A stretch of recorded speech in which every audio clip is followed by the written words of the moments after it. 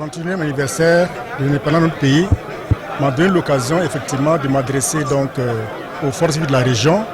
Mais en réalité, nous avons repris le message du chef de l'État, qui est un message vraiment qui invite l'ensemble donc des populations donc du pays à la résilience. Parce que la crise sécuritaire dont nous sommes victimes depuis plus de 5 ans est une réalité. Et il a invité chacun et chacune à s'engager, à se réengager pour qu'effectivement nous puissions lutter contre ce fléau-là. Le message est que si chacun de nous donne la main à l'autre, si effectivement on s'engage fortement, c'est une lutte qui peut effectivement être une histoire derrière nous. Et nous pouvons dans ce cas-là faire en sorte qu'effectivement les nombreuses populations déplacées internes qui ont quitté leur localité, qui ont abandonné leurs biens, puissent vraiment retrouver les siens dans la paix et dans la joie. Et la thématique également retenue, c'est la réconciliation nationale et la cohésion sociale. Et il vous souviendra que la cérémonie de lancement national de concertation communale a eu lieu ici à Ouéguia en juin passé. Donc nous avons invité particulièrement donc, nos administrés à faire en sorte que le vivre ensemble là soit la chose la mieux partagée.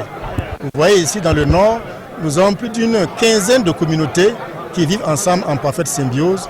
Même si ces derniers temps, ce vivre ensemble mise à rude épreuve, nous les avons invités vraiment à regarder donc l'histoire derrière eux et à faire en sorte que la paix, la joie, la cohésion sociale soient une réalité dans notre région. Au nom du président du FASO et en vertu des pouvoirs qui nous sont conférés, nous vous faisons chevalier de l'ordre du mérite du commerce et de l'industrie. Nous allons dire merci à M. Saïd Mani Ouattara, président donc. Avant tout propos, je tenais à m'incliner devant la mémoire des illustres disparus dans la lutte contre le terrorisme. Effectivement, je suis illustre récipiendaire dans le domaine donc, du commerce et de l'industrie.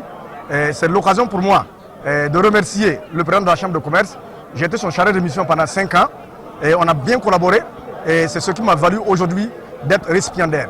Ensuite, remercier le président du FASO parce que c'est à son nom que nous avons été décorés.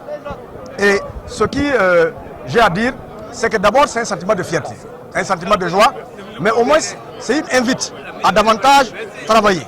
Car si on te décore, c'est parce que tu as eu à faire du travail qu'on a jugé nécessaire, que c'est satisfaisant.